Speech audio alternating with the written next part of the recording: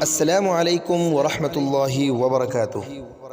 ناظرین کرام، آج جس معجزے کا تذکرہ کیا جائے گا اس معجزے کا نام ہے شق القمر، یعنی نبی پاک محمد رسول اللہ صلی اللہ علیہ وسلم کی انگلیوں سے چاند کا دو ٹکڑے ہو جانا۔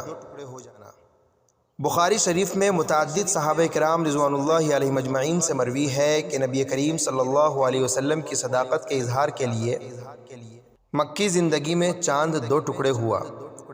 ابو نعیم نے دلائل میں اس واقعے کی تفصیل حضرت عبداللہ ابن عباس رضی اللہ عنہما سے اس طرح نقل کیا ہے کہ جناب رسول اللہ صلی اللہ علیہ وسلم کے پاس مشرکوں کا ایک وفد یعنی ایک قافلہ آیا، جس میں ولید بن مغیرہ، ابو جہل، عاص بن وائل، عاصم بن ہشام، اسود بن عبد المطلب اور نضر بن حارث بھی تھے۔ انہوں نے حضرت صلی اللہ علیہ وسلم سے کہا کہ اگر آپ واقعی سچے ہیں تو اپنی سچائی کے ثبوت میں چاند دو ٹکڑے کر کے دکھائیں، اس طرح کہ اس کا ایک ٹکڑا قبیس کی پہاڑی پر اور دوسرا ٹکڑا قیقعان پر ہو۔ نبی کریم صلی اللہ علیہ وسلم نے پوچھا کہ اگر ایسا ہو گیا تو کیا تم لوگ ایمان لاؤ گے؟ کہنے لگا ہاں۔ وہ رات 14ویں تھی اور چاند آسمان پر پورے آب و تاب کے ساتھ جگمگا رہا تھا۔ نبی اکرم صلی اللہ علیہ وسلم نے اللہ تعالیٰ سے دعا کی کہ یا اللہ ان مشرکوں کا سوال پورا فرما دے۔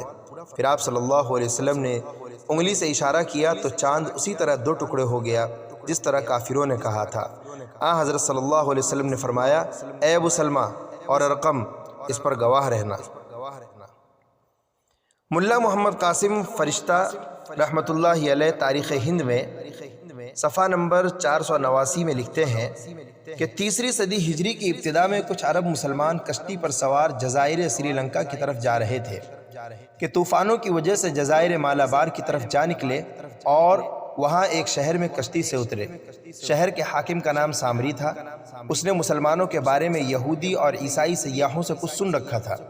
عرب مسلمانوں سے کہنے لگا کہ پیغمبر اسلام کے حالات اور ان کی کچھ علامتیں بیان کرو۔ ان مسلمانوں نے اسے حضرت صلی اللہ علیہ وسلم کی حالات زندگی، اسلام کے اصول و مسائل اور نبی اکرم صلی اللہ علیہ وسلم کے معجزات کے بارے میں بہت سی باتیں بتائی۔ اسی دوران شق القمر کے تاریخی معجزے کا ذکر بھی کیا۔ اس پر وہ کہنے لگا اچھا رکو، ہم اسی بات پر تمہاری صداقت کا امتحان لیتے ہیں۔ ہمارے یہاں دستور ہے کہ جو بھی اہم بات، جو بھی امپورٹنٹ واقعہ رونما ہو اسے قلم بند کر کے شاہی خزانے میں تحریر کو محفوظ کر لیا جاتا ہے۔ اگر تمہارے کہنے کے مطابق محمد کی صداقت کے اظہار کے لیے چاند دو ٹکڑے ہوا تھا تو اسے یہاں کے لوگوں نے بھی دیکھا ہوگا اور اتنا حیرت میں ڈال دینے والا واقعہ ضرور تحریر کر لیا ہوگا۔ یہ کہہ کر اس نے پرانے کاغذات طلب کیے۔ جب اس سال کا رجسٹر کھولا گیا تو اس میں درج تھا کہ آج رات چاند دو ٹکڑے ہو کر پھر جڑ گیا۔ اس پر وہ بادشاہ مسلمان ہو گیا اور بعد میں تخت و تاج چھوڑ کر مسلمانوں کے ساتھ ہی عرب چلا گیا۔ اسی واقعے کا ذکر باجماع امت قرآن مقدس میں اقتربت الساعۃ وانشق القمر ان الفاظ میں ذکر کیا گیا ہے۔ والسلام علیکم ورحمۃ اللہ وبرکاتہ۔